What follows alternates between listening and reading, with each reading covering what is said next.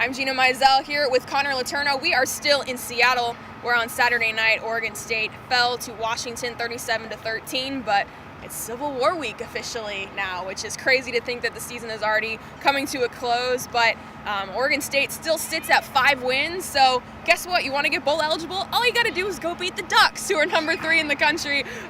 What are your first initial thoughts on this game? Obviously, it's going to be a really tough challenge for the Beavers. Oh, definitely. You know, the thing with this Oregon State team, I think they're much more talented than their record indicates. It's just for whatever reason, I think early it had a lot to do with the fact that they had so much inexperience at key positions. They were just kind of getting into a rhythm. And then second half of the year, it's just been downright mistakes, mental errors, really. And they proved that they can beat a good team. They beat Arizona State just a week ago, the number 6 team in the nation at the time. So they have the ability. It's just, can they string together a full game and can they limit the mistakes? And I think that it's going to be pretty tough to do that against a team like Oregon. Yeah, absolutely. I mean, we saw, especially in that second half against Arizona State, the offense made big plays. The defense made big plays. The defense just clamped down on ASU's offense, and we thought, okay, maybe this team has finally put everything together.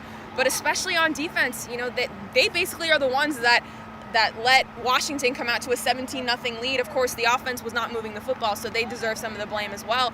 But how surprised are you that these mental lapses and those miscues are still popping up for this defense in game number 11 going into game number 12? I am surprised. And I was actually talking to Ryan Murphy one-on-one just a minute ago about that. He doesn't really understand it either, because he's fallen victim to got them completely himself. Turned around on the early play. Like you mentioned, the weird thing is that you have, you know, a veteran-laden group here, and they're playing like they're freshmen and sophomores. So it's interesting. I don't really know why. Yeah, I asked Murphy also about just facing that Oregon offense. I said, you obviously don't need to put the tape on to know how powerful they are right off the bat, and you know, Marcus Mariota and Royce Freeman and that group of receivers and just so many weapons out there for the Ducks. And he said, well, you know, we just got to look at the young guys and just not let anybody get wide-eyed and not let anybody, you know, think too much out of it.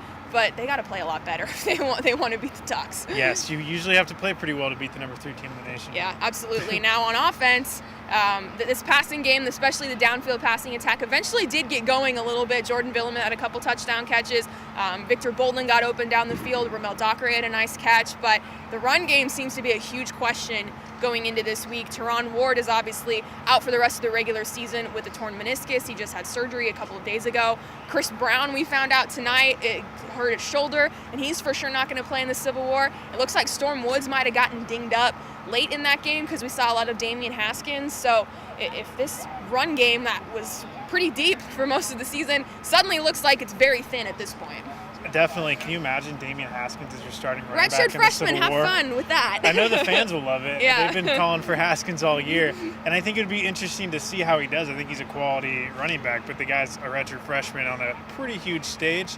So that's definitely going to be nerve-wracking if it comes to that for them. Yeah, absolutely. Now, again, we've already said what a tough challenge this is going to be. What is it going to take for Oregon State to pull off what would be an even bigger upset than the Arizona State one a couple of weeks ago? I think everything needs to go right for them. Almost everything went right for them against Arizona State. I think everything needs to go right for them. I think their defense needs to play sound, fundamental, play within their assignments, make the tackles, and, you know, the O-line really needs to protect Mannion throughout the game. So those are going to be the keys for me. Yeah, and special teams, too, does not have Trevor Romaine anymore. He has left the team. So, again, not much going right for the Beavers after a crazy, crazy win against ASU.